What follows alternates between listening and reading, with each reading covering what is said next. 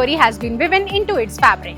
From looms of Banaras to the silks of Assam to cotton fields that fuel one of the world's largest industries.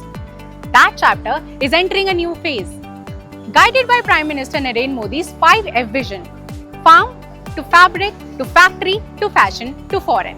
Hello everyone, I am Swalvi Bajpayee and we are at the BharatEx 2026 where the entire textile industry ecosystem has been brought under one roof. So let's take a deep dive into this industry. India's textile industry is serving a completely new kind of customer, a digital-first consumer 4.0, who shops with a click and expects both quality and a compelling brand story. While India is counted among the top 2 global producers of ready-made garments, the export race is still being led by China and Vietnam, raising important questions about scale, competitiveness, and how India can strengthen its position in the global apparel market. We are dealing with consumer 4.0 who are in habit of clicking the button, ordering something and also returning the product at the next moment itself. So there is no emotional collect. So two things that will ensure that. One is the quality of the product. Obviously the quality has to be outstanding for your customer to be satiated by you. And second important thing is the storytelling. That means connect with your consumer. So how you have made it, what is the man-hour that you have put into the product, what is the sacrifice that you have actually made to come up with a product like this. If you have this kind of storytelling, this is going to bind your customer to you throughout the life. Government should look at other countries which are high exporters, for example China, Bangladesh and stuff, and how they help them. The governments help them with subsidies and help in technology. We have a long way to go for that. But the government is making the right moves, I would. Actually, right now we are China is quite far from us. But yes, we are proceeding there only because China is doing huge quantities like 50,000 pieces, 10,000 pieces per design. But in India, you can order 300 pieces, 400 pieces and 1,000 pieces also. So we are, I think, in worldwide top 2, I think, for the garments export business. We are doing very good garments, finished garment export. But raw material, of course, it's come from Vietnam, Japan and China, Bangladesh.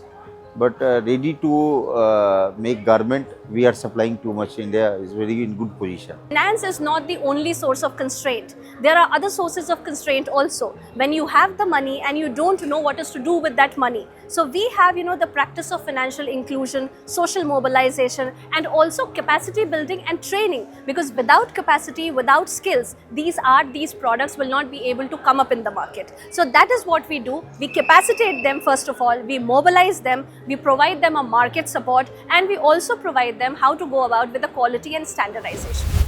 Beyond financing, India's textile sector is battling a wider set of challenges, from skill gaps and limited access to international buyers to rising shipping costs, supply chain disruptions, inflation, and intense price competition from China. With raw material prices increasingly influenced by global crude oil trends and geopolitical tensions, industry leaders say improving logistics efficiency and creating large integrated industrial hubs has become critical for India's textile growth story. We have plethora of art, plethora of culture, whether it's Kalamkari of Andhra Pradesh or any other painting. But the problem here is that we don't have the international buyers out here. One would be competition from countries like China, because it's very difficult to beat the price, and while the quality of the fabrics and all is still similar, the finishing is something which I think China excels in. So we are always one step behind over there, I would say.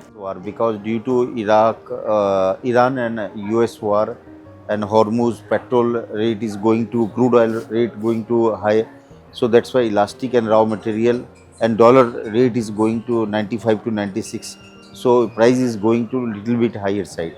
Past 4 to 5 months, it's 8 to 10% inflation is increased in garment industries. The challenges are only, the supply chains, which we has to be, altered just by doing, making industrial hubs for garment textile units, so that they will be getting all the stuffs on one roof, like in a umbrella, so that everything will be feasible for everybody. The government has announced initiatives such as She Mart for handmade products and plans for district level fulfillment infrastructure. But the industry say much more is needed to compete globally. Textile manufacturers are now seeking a uniform 5% GST on garments, better access to land, stronger skill development, large industrial hubs, and faster, more seamless policy execution to help India transform its textile strength into sustained global leadership.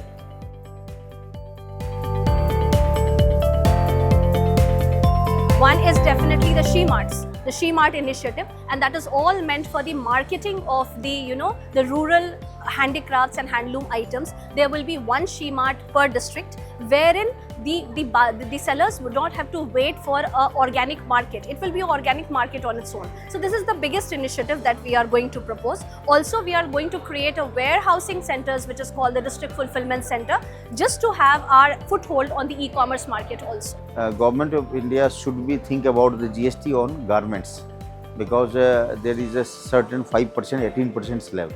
So all segments should be under the 5% or less than. Governments have things in place, but the bureaucracy and execution takes so long. I can give you an example. Like the government has their export promotion councils and stuff for us to export outside. So when we go through an export promotion council, we get some kind of subsidy for the booth. But they also have subsidized the flights. Now they say that the money will be given back to you for one person. But to get that money back takes me 3 years from the government. So that doesn't make sense. So why do they take so much time when it's such a simple process? So they should make things seamless. Bharat Tex 2026 isn't just showcasing fabrics, it's showcasing India's ambition to become the world's preferred textile destination.